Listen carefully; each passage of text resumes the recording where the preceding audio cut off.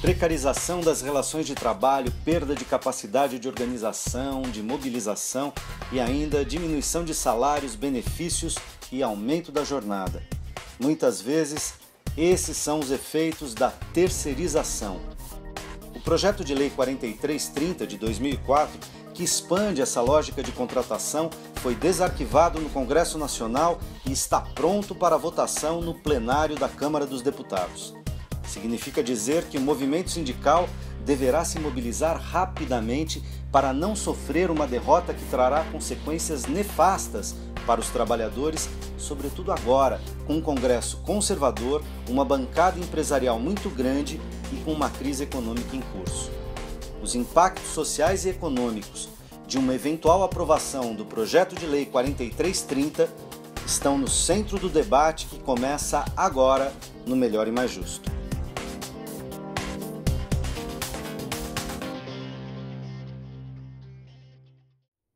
Olá, o Melhor e Mais Justo de hoje discute os riscos de precarização do trabalho com a aprovação de um projeto de lei que está para ser votado no Congresso Nacional.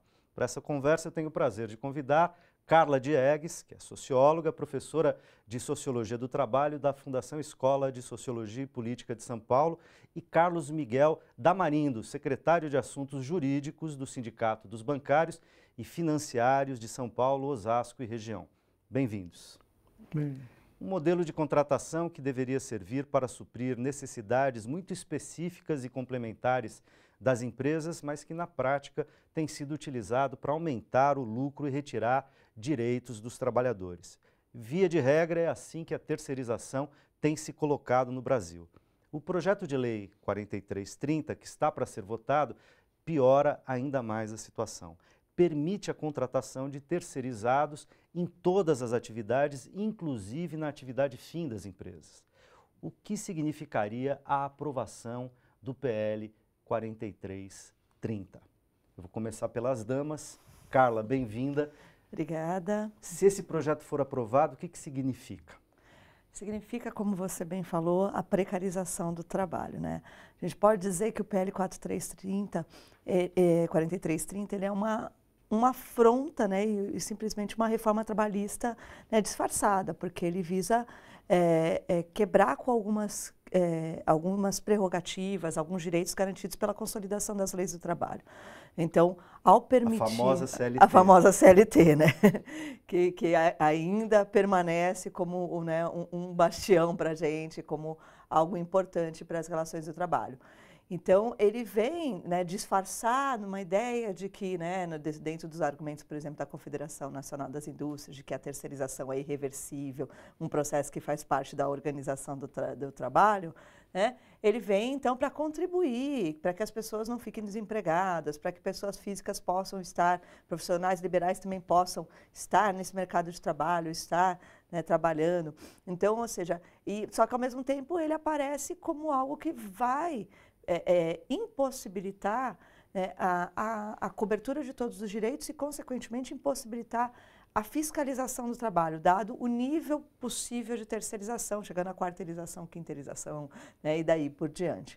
Então, eu considero como um instrumento de precarização mais ainda do trabalho. É bom a gente explicar que o que a Carla está chamando de quarteirização, quinteirização, eu contrato uma empresa para prestar serviço para minha empresa, essa empresa que eu contratei contrata outra empresa para prestar serviço para ela, para prestar serviço para mim e assim por diante. Quer dizer, a gente teria uma linha de possibilidades de contratos, subcontratações, que acaba diluindo as responsabilidades e, ao mesmo tempo, precarizando direitos, né? Isso. Carlos, o que significa aprovar esse PL 4330, que, aliás, está sendo renascido, né? Porque ele tinha sido engavetado, arquivado, e ele volta para a plenária do Congresso agora, né? Realmente é um retrocesso, né? Quando a gente fala em desenvolvimento para o país, para os trabalhadores, é totalmente um retrocesso. Vai contra a luz da Constituição, que fala da dignidade do trabalhador, do ser humano. Então, é um retrocesso que, se hoje já existe a terceirização, a gente que vive no meio sindical, nós sabemos muito bem como são esses trabalhadores, considerados segunda classe, né, não conseguem ter sua representação sindical, não conhecem a quem se socorrer. E o judiciário fica entupido, né? Hoje, no TRT de São Paulo, por exemplo, nós acompanhamos algumas audiências, fica entupido no polo passivo, 2 empresas ou mais, como a professora falou. Então, tem a terceirização, a quarteirização, a quinteirização e assim por diante vai.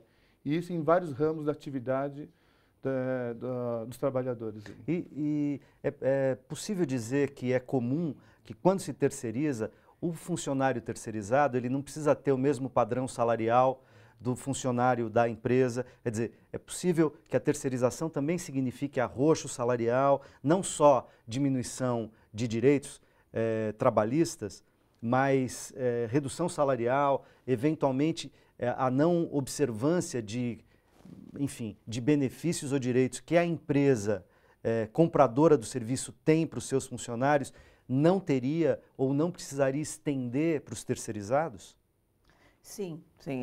Quando você fala de terceirização, você está falando também disso, né? Porque afinal você vai contratar a empresa pelo valor máximo que ela oferece do serviço. Então, né, hoje, pensando que a súmula 331, né, do TST permite as terceirizações de atividade meio, então, tomando por exemplo isso, você pode, então, terceirizar atividades de limpeza, vigilância, por exemplo, e essas atividades você não vai contratar o valor do salário, você vai contratar o valor que a empresa faz pelo serviço completo que ela vai te oferecer. Portanto, quanto ela paga para os trabalhadores dela... Não entra na minha negociação, não me interessa.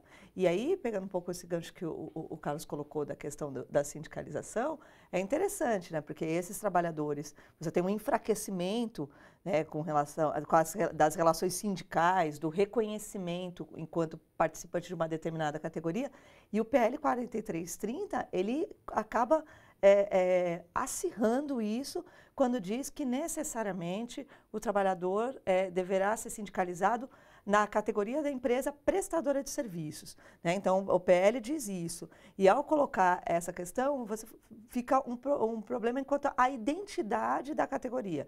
Então, eu sou prestador eu trabalho numa determinada prestadora de serviços, por exemplo, de limpeza, mas que presta serviço numa escola, mas também presta serviço num sindicato, mas que também presta serviço numa indústria.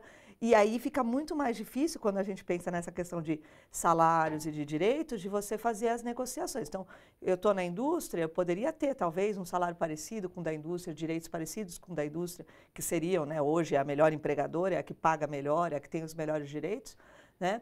Mas daqui a 3 meses eu posso estar numa escola, e aí são outras relações. Então, isso acaba também dificultando toda a questão da associação sindical e das negociações trabalhistas. E parece que a gente tem assistido no Brasil, isso é uma coisa relativamente recente, a partir da possibilidade de terceirizar serviços no serviço público, né? Também é comum a gente ver que, por conta da lei de responsabilidade fiscal, da dificuldade, muitas vezes, de uma prefeitura, do Estado, do governo federal de contratarem por concurso público, né, aumentando o tamanho do número de funcionários públicos e, portanto, o tamanho da sua folha direta, etc., acaba fazendo valer, né, as tais OCIPs, OS, né, organizações sociais que vão prestar serviço, elas acabam sendo o caminho para fazer uma terceirização do contrato, e aí vai, inclusive nas atividades fim, tá certo? Também no serviço público isso é uma questão, a gente vê na saúde, por exemplo, na educação, você ter professores que fazem o mesmo trabalho ganhando ou sendo contratados por regimes diferentes, ou mesmo com salários diferentes, com benefícios diferentes. Isso vale também no campo da saúde, para os médicos, enfermeiros, outros profissionais de saúde. Também é um problema no setor público, Carlos? Com certeza é um problemaço, digamos assim, porque isso já vem de algum tempo. Como a gente avalia o setor público, né, a administração pública, nós temos a redução do custo. Tanto é o mesmo modelo do setor privado. Então, isso já vem de alguns anos. Então, para você retomar essa atividade no setor público, com que o contribuinte, né, que é o chavão que a gente fala, a gente paga os impostos, pagamos todas as contribuições, e a administração pública, ela quer enxugar, na verdade, ela quer enxugar o seu custo. Tem as determinações de redução, faz parte, né, de qualquer setor administrativo. Porém, eles colocaram atividades fins, isso em vários setores, não só na saúde, mas no próprio tribunal, nos tribunais, na justiça eleitoral, justiça federal, vários setores da administração têm o trabalho terceirizado. E o que acarreta isso? Você deixou, era um modelo que tinha no antigo governo FHC, que você tem um Estado mínimo. Isso é o reflexo do Estado mínimo. Você tem que jogar para o mercado todas as atividades que são de responsabilidade do Estado. Então, é um problema que já vem se estendendo há muito tempo. E agora, a gente observa que com esse projeto de lei, isso aí está também trazendo, está mexendo com as entranhas do Congresso, está mexendo com as entranhas da administração pública direto, porque ali a gente vê que não teve mais concursos públicos, né? Diminuiu muito em uma época. E aí nós retomamos com o concurso público. Eu posso até dar um exemplo dos bancos públicos, Caixa Econômica e Banco do Brasil. Na era FHC, tínhamos a metade do quadro de trabalhadores e tinha vários setores do banco que eram terceirizados. No governo Lula já mudou. O que aconteceu? Foi definido o concurso público e pela atividade. Então, diminuiu de uma parte a terceirização, mas continua forte. Então, acho que é um projeto que tinha antigo de Estado mínimo, e o Estado mínimo começa pela administração pública. Eu quero um Estado pequeno, uma administração pública enxuta, né, e jogando para o mercado controlar toda essa atividade. Carla, queria te ouvir também em relação ao setor público, né? É interessante, né? No setor público, a questão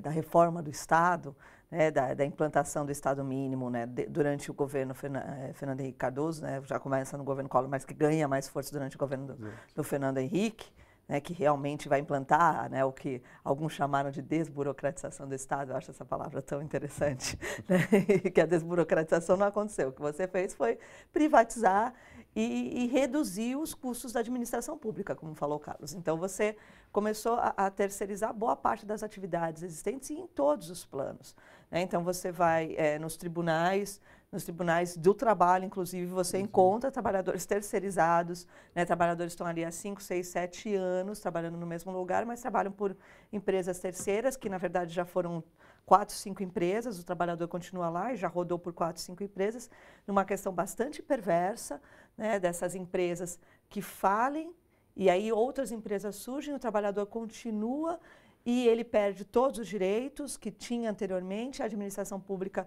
mesmo havendo pela súmula 331 uma certa responsabilidade, não assume todos os custos daquela responsabilidade, e esse trabalhador é que vai perdendo. E isso dentro da administração pública, dentro do Estado.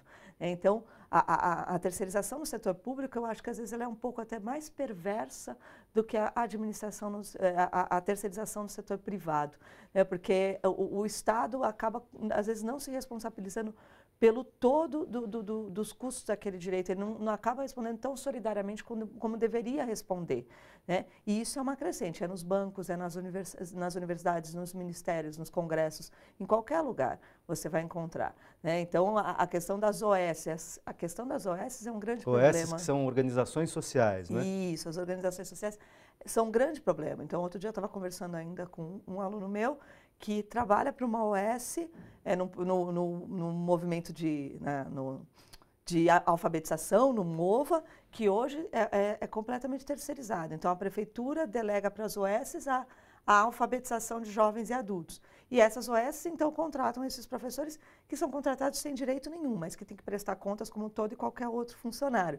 Então, eles não têm direitos, mas têm que prestar contas, ao mesmo tempo tem um trabalho de extrema importância, que é a alfabetização de jovens e adultos, né? Você cumprir com os objetivos do desenvolvimento do milênio, que colocam o nosso país em um determinado, né, estatuto, numa determinada posição, que é importante, né? Mas, ao mesmo tempo, a gente não valoriza quem está na outra ponta. Agora, a gente não tem aqui digamos, um problema concreto, que é a sociedade civil tem reivindicado, depois da redemocratização do país, uma participação maior, inclusive do ponto de vista de parcerias e contratos com o poder público, tá certo? Seja em nível municipal, estadual ou federal, né? O que, de um certo ponto de vista, é interessante, né? Via organizações não governamentais, via organizações sociais, enfim. Agora, seria uma distorção dessa função usar essas organizações para suprir de RH, de recursos humanos, a administração pública. Não necessariamente estabelecimento de parcerias ou de projetos sociais a serem desenvolvidos. Dá para falar isso? Porque, ou não, quer dizer, qualquer tipo de vinculação contratual com esse tipo de organização feriria, em última análise, os direitos trabalhistas ou as possibilidades de garantias de direitos trabalhistas. Com certeza fere, né? Fere porque quando você tem essas organizações, quais foram os objetivos dela? Essa que é a grande questão. E quem está dentro delas? Quem que faz parte dessa organização? Então, é transferir a responsabilidade. Então, é um modelo. Se a gente olhar pelo custo total, se a gente fosse fazer uma grande bola, né? um grande cerco, você tem dentro ali o emprego, correto? A atividade é necessária. Então, só foi transferido para essas ONGs, para as OS. Então, isso aí é a forma mais, digamos, mais cruel de você colocar nessa ponta, nessa atividade necessária para a sociedade, esses trabalhadores. Que é onde a gente volta atrás. Quem são esses trabalhadores? A quem eles se reportam? Quem vai garantir os seus direitos? Por quê? Nós já vimos algumas ONGs, organizações, que estão numa atividade de ponta, né? Dentro, digamos assim, até no setor carcerário. A gente fez algumas conversas com o pessoal do setor carcerário um tempo atrás, uma conversa informal, e eles estão lá dentro. Mas quem que dá aquela garantia para aquele trabalhador? No caso de uma rebelião, uma questão de violência que é da atividade. Onde eles vão se resguardar desse direito? Não tem. O Estado o deixa de lado. Então, mas aí as responsabilidades conexas e tal acabam não respondendo a isso, né? Exato. A gente continua com essa conversa, voltamos já depois do intervalo.